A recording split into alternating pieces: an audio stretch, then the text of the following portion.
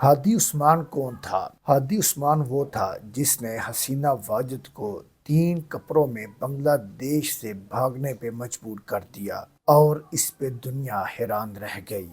ہادی عثمان اگر چاہتا تو عیش و عشرت کی زندگی گزار سکتا تھا، مگر جب اس کی ظالم حکومت نے کوٹا سسٹم سے چھیڑ خانی کی اور اس کو ختم کیا تو بنگلہ دیش کے اسٹوڈنٹس احتجاج کے لیے باہر نکلے۔ تو یہ مدرسے اور مسجد کا فارغ التحصیل عالم دین جو مزید دنیاوی تعلیم حاصل کرنے کے لیے ڈھاکہ یونیورسٹی کا اسٹوڈنٹ تھا، یہ اس احتجاج کی زبان بنا۔ اس کی خدا داد صلاحیتوں کو دیکھ کر اس کو انقلاب منچا کا ترجمان مقرر کیا گیا اور پھر اس نے اس ترجمانی کا ایسا حق ادا کیا کہ آج بنگلہ دیش کے در و دیوار اور بنگال کی مٹی کا ذرہ ذرہ اس کی ترجمانی کی گواہی دے رہا ہے۔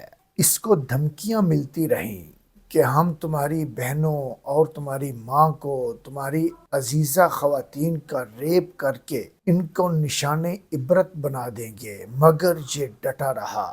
ہادی عثمان نے صرف بھارت کی کٹ پتلی اور ریموٹ کنٹرولڈ حکومت کو ہی نہیں للکارا تھا، بلکہ ماسٹر مائنڈ بھارت کو بھی للکارا تھا۔ اور پھر اس کی للکار پہ بنگلہ دیشیوں نے ایسی لبیک کہی کہ اس لبیک نے بھارت سمیت اس کی کٹ پتلی حکومت کا بوریا بسترا گول کر کے رکھ دیا، اور اس وقت سے جو ہے وہ انگاروں پہ لیٹی ہوئی تھی۔ اس کی رات کی نیندیں حرام تھیں۔ وہ کی اپنا بدلہ لینا چاہتی تھی کہ کسی طرح سے اپنے اندر کی آگ کو بجھا سکے۔ آئندہ آنے والے جو الیکشن تھے بنگلہ دیش میں، اس کے اندر ہادی کو ایک مضبوط پوزیشن ملنے والی تھی۔ وہ ایک مضبوط سیاسی رہنما بن کر بنگلہ دیش کے ایوانوں میں پہنچنے والا تھا، اور کو یہ سب برداشت نہیں تھا۔ آخر اس نے پھر اپنی روایتی اور جو ہے وہ سازشی کھیل کھیل کر اس نے بنگال میں خون کی شام کر دی، مگر اس شام کے اندر بھی بنگال کی صبح ہی نمودار ہوئی ہے۔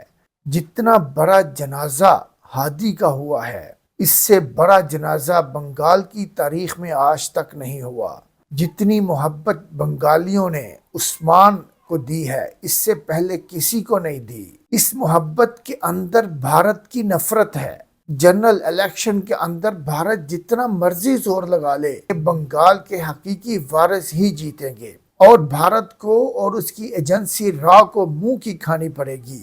اور بھارت صرف اسی پہ بس نہیں کر رہا، بھارت نے اس سے اگلے نوجوان رہنما جس کا نام ہے حسنات عبداللہ، وہ ہادی عثمان کے بعد اس کا نمبر آتا ہے، اور بھارت کے جو سابق جنرل، سابق کرنل جو ہیں، وہ اس کو دھمکی آمیز میسج دے رہے ہیں کہ حسنات عبداللہ اب تمہاری باری ہے، اب تم اپنی خیر مناؤ۔ کوئی اس کو کہہ رہا ہے کہ ہم تمہیں گردن پہ گولی ماریں گے، کوئی اس کو کہہ رہا ہے کہ ہم تمہیں ایسی سزا دیں گے کہ آپ ہادی کو بھول جاؤ گے۔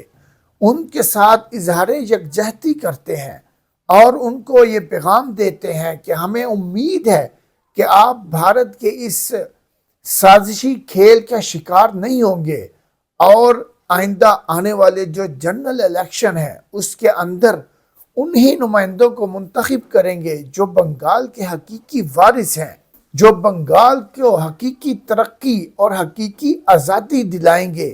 آپ انہی رہنماؤں کو ایوانوں میں پہنچائیں گے۔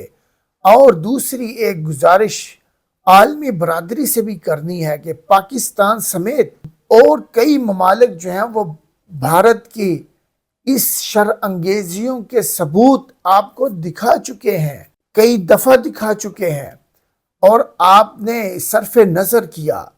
ہم آپ سے درخواست کرتے ہیں کہ بھارت کی یہ سازشیں صرف پاکستان، بنگلہ دیش یا افغانستان تک نہیں ہیں، بلکہ اس کا شکار کینیڈا، آسٹریلیا، امریکہ اور سری لنکا سمیت دنیا کے کئی ممالک ہیں، جن کے اندر بھارت جو ہے اپنے اہداف کو ٹارگٹ کرنے سے پیچھے نہیں رہتا۔